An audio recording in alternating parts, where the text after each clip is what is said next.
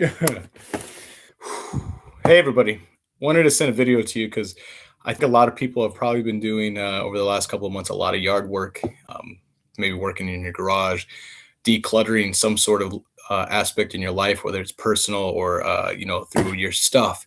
And for me and Danielle, it's been our garage, and then it's also been a lot of yard work. And when we're finishing up an area of our garden today, I just had a thought that I wanted to share with you guys. And again, it's just my opinion. There's no research or anything backed up behind this, but wanted your guys' opinion, your input on what you felt. And so the topic was success and kind of making changes in your life. The reason I wanted to talk about this topic is because when we were doing when I was watching her finish a portion of our garden, I thought, man, that's the cleanest dirt I've ever seen, because she would take a shovel full of dirt, put it on this sifting thing that you'd rock back and forth to get rid of all the little granules of dirt would fall through, and then all the big stuff would be left behind, so she could get rid of it. So the dirt is really fine right now. And so that being said, when I was looking at it, I was like, it started as like this patch of just grass, and I weeded out all the grass.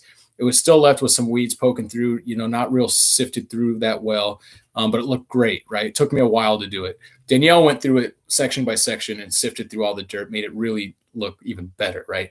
So total time on that one little section, probably about 11 hours of work. So if you were to say, if we were to take it from where it was to what it looks like now and say, hey, take it from here and put it to here, it's going to take 11 hours go. You could get it done in about a half a day, and you can get it done that same day if you dedicated yourself to it.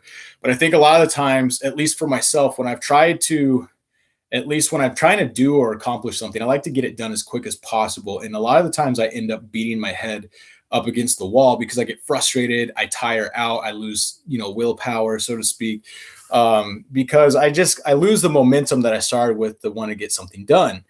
Whereas I've noticed in my life that I've slowly started to shift into just doing little by little when I feel inspired to do it, instead of forcing the action to take place.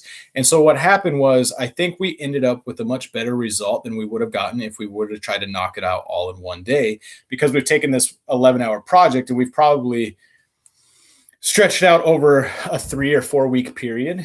And then that is to say, I just thought about the same thing and how it's kind of analogous to how we make changes in ourselves or in areas of our life that yes, you can make a lot of changes, so to speak, overnight, in regards to how little time it actually takes if you were to track the amount of time it takes. But when you are okay with just taking it little by little, I think you can enjoy, at least for myself, I enjoyed the process a lot more. I have enjoyed the end result a lot more. And then it's allowed me to not really overexert myself. And then the little action that I have taken was never really that hard to do, because I just did it little increments at a time. So it made me think about, when we want to be successful, is it something that we necessarily have to put in a bunch of hard work, or can we break up that hard work into little chunks over a period of time that we accomplish that are much easier to stay on track of? And because you're getting something accomplished each and every day, but in a smaller amount, maybe it helps with your motivation, because you're able to, like when you're paying off debt, the avalanche or the snowball effect, I can't remember, but when you're paying off the smallest debt first, it may not be the highest interest rate, so it takes you longer to actually pay off the debt, but because you're paying off the smallest debt first, it motivates you more.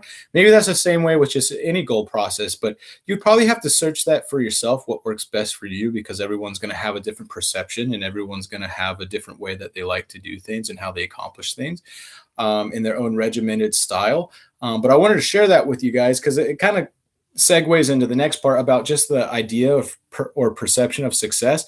I thought, like, right now, if I were to put on like a suit and a tie and look real, shave kind of this Joe Dirt facial hair, and looked a certain way, and then you could stand up, and then realize that you have shorts on. I mean, you can't really see it from that angle, but that maybe what's seen is kind of like the iceberg in the water.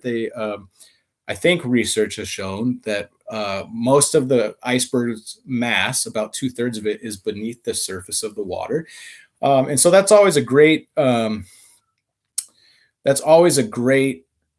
kind of example of how we see overnight success, or how we see success in other people. That all you're seeing is what's above the water. So all you're seeing is right here, that you could put on even a facade of success that makes you look a certain way, but really, you're just putting on a show.